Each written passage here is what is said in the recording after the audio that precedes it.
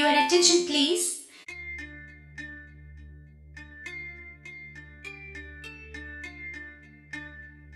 ఇప్పుడు 14వ తారీఖు cinema release అయితే నాకు 2 days బ్యాక్ కుదిరింది ఆ సినిమాకి వెళ్ళడానికి. ఆ సినిమాకి వెళ్ళొచ్చిన తర్వాత పబ్లిక్ టాక్ అయితే 80 ఏళ్లలో ఇంకా ఇటువంటి సినిమా తీసా అంటే సూపర్. అందులో నాగార్జున పాత్ర ఇంకా సూపర్. లోకేష్ చెప్పేశాడన్నా, చెప్పేశాడు. కానీ ఇన్స్టాలో స్క్రోల్ చేస్తుంటే అసలు డిఫరెంట్ గా మీమర్స్ లేపిన రచ్చ ఉంది చూడు, మామూలుగా లేదు.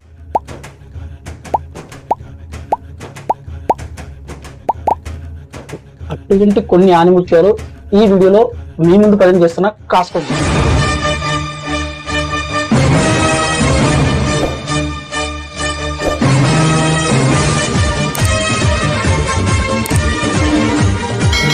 హలో ఫ్రెండ్స్ అండ్ ఫ్యామిలీ, నేను మీ Naveen signing as unsold king.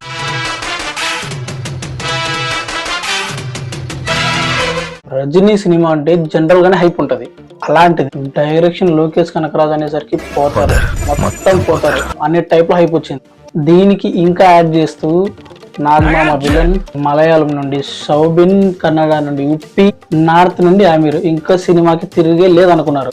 దానికి తోడు ఆ ఈవెంట్లలో, ఇంటర్వ్యూలలో వాళ్ళు ఇచ్చిన ఎలివేషన్స్ హాలీవుడ్ కి 1000 కోట్లు కొట్టే సినిమా ఇదేనేమో అని ఎలా బిల్డప్ ఇచ్చారు.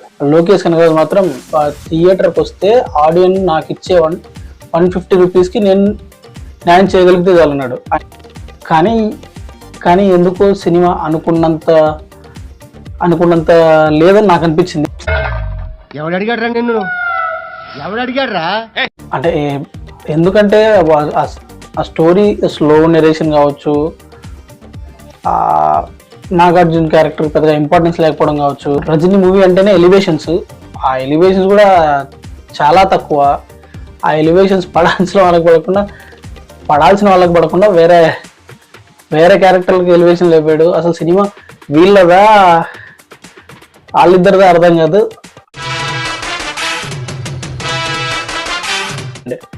ఫస్ట్ అది పోతున్నా కొడకల్లారా, మీకు మీరే తాగేసుకొని మీలో మీరే కొట్టేసుకొని నా కళ్ళు పాకని సర్వనాశనం చేసేసి ఆ అంజిగాడు కొట్టాడని చెప్తారా? నేను నవ్వలేకపోతున్నాను బాబాయ్. నిజంగా ఆ మీము పర్ఫెక్ట్ జరిపింది. పాపంలో లోకేష్ కనకరాజ్ అయితే ఫస్ట్ నుంచి చెప్తానే ఉన్నాడు, ఈ సినిమాకు ఎల్సీయూకు ఎటువంటి సంబంధం లేదురా నాయనా, ఇది స్టాండ్ అలోన్ సినిమా అని చెప్తానే ఉన్నాడు. ఆహా, ఇది ఖచ్చితంగా ఎల్సీయూఏ, నీకే తెలుసు తొక్క అనే విధంగా చేశారు. పాపం సినిమాని అయితే గబ్బు లేపారు. టీ కోడర్స్ అయితే క్లైమాక్స్ వరకు కూడా వెయిట్ చేశారు. ఆ సినిమాలో ఆ విక్రమ్ రెఫరెన్స్ ఏమైనా ఉన్నాయో, లేకపోతే డైరెక్ట్ కాల్ వస్తుందేమో అని ఆ విధంగా క్లైమాక్స్ అయిపోయేదాకా ఎండ్ క్రెడిట్స్ మొత్తం సినిమా చూసి బయటికి వెళ్ళారు. దీని గురించి ఎగ్జాంపుల్ చెప్పాలంటే జనరల్గా సినిమా వాళ్ళు ఈవెంట్స్ టైంలో, సినిమా రిలీజ్ టైం కల్లా సినిమాని మొనజెట్ ఎక్కిస్తారు. కానీ వీళ్ళు మాత్రం అది ప్రాజెక్ట్ అనౌన్స్ అయిన వెంటనే మొనజెట్ ఎక్కి పైకి కూర్చుంటారు.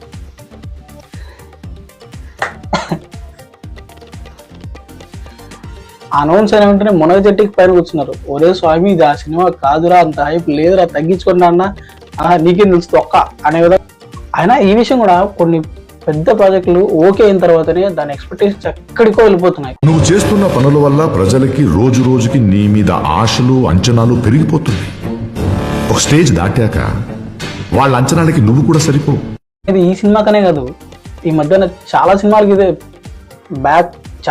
ఇదే విధంగానే ఉంది. మనం ఊహించుకునేది ఇంత, ఆ సినిమాలో ఉండేది ఇంత, అది మ్యాచ్ అవ్వక కొంచెం బాగున్న సినిమాలు కూడా మా టీలో కలిపేస్తాం. ఓకే ఫ్రెండ్స్, ఇంతవరకు చూసారంటే నా వీడియో కొద్దిగా గొప్ప నచ్చుంటుంది. ప్లీజ్ నా ఛానల్ సబ్స్క్రైబ్ చేసి, లైక్ చేసి, షేర్ చేయండి. ఓకే, ఈ వీడియోలో ఇంకొంచెం ముందుకు వెళ్ళాలంటే చిన్న ఇన్ఫర్మేషన్. సినిమా చూసిన తర్వాత వీడియో చూస్తే బాగుంటుంది, స్పాయిలర్స్ లేకుండా. ఆ సినిమా చూడకపోయినా మేము అర్థమవుతుంది, చూస్తే ఇంకా బాగా అర్థమవుతుంది. ఇంకా వీడియోలోకి వెళ్తాం.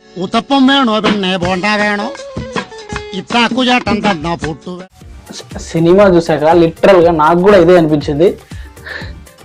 స్టోరీ రాసుకుందే శోభిన్ రచిత, అదే ఆ దయాలు కళ్యాణి మీద స్టోరీ రాసుకొని మొత్తం అంతా స్టోరీ బిల్డ్ చేసుకుని అందులో రజనీని, నాగ్ని, ఉప్పిని అమాయక మీరు కించం అన్నట్టు తీశారు సినిమాలో పాపం అనిపించే క్యారెక్టర్ నాగార్జునది మాత్రమే అనుకున్నా. అంతకంటే పాపం అనిపించే క్యారెక్టర్ పాపం ఆయన కొడుకుది. ഉത്തപ്പം വേണോ പിന്നെ ബോണ്ട വേണോ? ఆయన అంటే పాపం 7 సార్లు నెరేషన్ విని కన్ఫ్యూజ్ అయ్యి మోసపోయాడు. పాపం అర్జున్ మాత్రం సినిమా స్టార్టింగ్ నుంచి మోసపోతున్నాడు. సినిమాలో తన తండ్రి బిజినెస్ తో సంబంధం లేకుండా సొంతంగా జాబ్ తెచ్చుకోవాలనుకున్నాడు. తెచ్చుకున్నాడు. ఎక్కడ? వాళ్ళ నాన్న దగ్గరే. చూసుకుంటుంది వాళ్ళ నాన్న బిజినెస్. ఓని ఆ పనన్నా సిన్సియర్గా చేయనిచ్చారండి వీళ్ళు. ఇన్ఫార్మల్ వెతకమని ఆ దయగాడు లవ్ అని చెప్పేసి ఆ కళ్యాణి ఇద్దరు కలిసి అన్నం పుణ్యం తెలియని అర్జున్ అని లేపేశారు.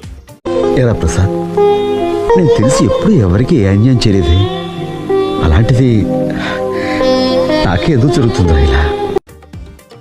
పాపం అనిపించింది ఆ క్యారెక్టర్.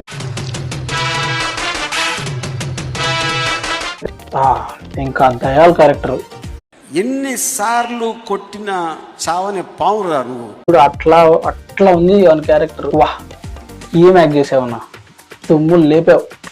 దయాల్ క్యారెక్టర్ మీద ఒక మీ ఉంది చూడండి. ఏమి తెలియనట్టుంటావు, అద్దాలేమో సోడా బుడ్డ అద్దాలు వేసావు, నువ్వు పెద్ద అపరిచితుడు అమ్మ మొగుడులాగా ఉన్నావు కదరా రే. ఇంకా మోసపోయింది దేని గురించి అంటే పవర్ హౌస్. పవర్ హౌస్ ఇచ్చిన బిల్డప్ చూడాలా. కూలీ పవర్ హౌస్ ఆ ఫస్ట్ సీన్ దగ్గర నుండి వెయిటింగ్. ఆ కూలీ పవర్ హౌస్ అనేది ఒక ఫైటింగ్ మోడ్ లో ఆ పవర్ హౌస్ సాంగ్ వచ్చి జూనియర్ ఎన్టీఆర్ నా ఇంటర్వెల్ టైం వేసుకొని దుంకుతా చూడు, మొత్తం ఒక పులొక జింకొక సింహం అట్లా అన్ని వేసుకొని దుంకుతాడా. అట్లో డేంజర్ ప్లాన్ చెప్తే పిచ్చర్ అయిపోయి బట్టలు చింపేసుకుంటారు అనుకున్నా నేను. మధ్యలో ఇలా బీట్లు పడతా ఉంటే లెవెల్ అని బీట్లు పడతా ఉంటే అసలు ఆ ఎలివేషన్ కి ఎక్స్పెక్ట్ చేస్తా ఉంటే వేరే లెవెల్ ఉంటుంది అనుకున్నా. పవర్ హౌస్ అంటే గిదే. లడ్డుల ప్లాన్ రా నాయనా. ఏందన్నా ఇది? పవర్ హౌస్ అంటే బాలయ్య బ్రాండా? చిచ్చి. ఇంకా కళ్యాణి క్యారెక్టర్ అయితే రచిత చేసింది చూడు, వాహ్.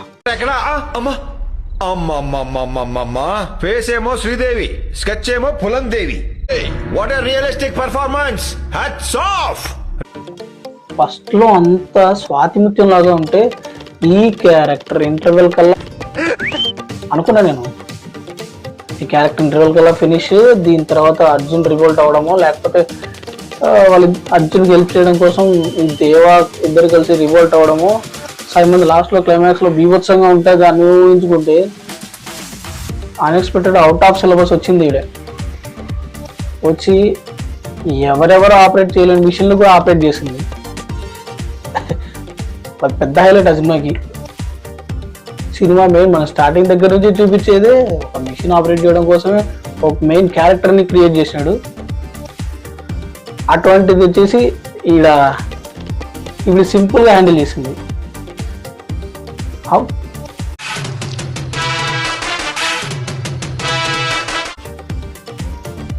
ఇంకా సైమన్ క్యారెక్టర్ గురించి మనం ఎంత తక్కువ మాట్లాడితే అంత మంచిది. పాపం రా, ఆడికి అన్నీ తెలుసు. ఆడి కొడుకు దేన్నో గోపుతున్నాడని తెలుసు, దేవాలగాడి వైఫ్ అని తెలుసు, ఆ దేవాలగాడు వచ్చింది ఆ పని కోసం కాదని తెలుసు. అన్నీ తెలిసి ఒక ప్లాన్ అనుకుని దయాగాన్ని లేపేమని చెప్పేసి దేవాగాడిని పంపిస్తే ఆ ఇద్దరు కోడిపురులు వేసుకొని ఆడి ప్లాన్ మొత్తం నాశనం చేశారు.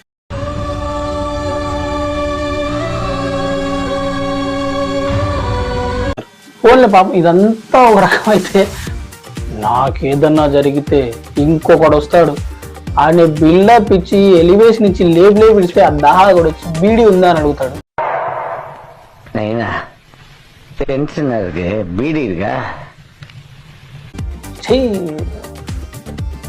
పాపం రా.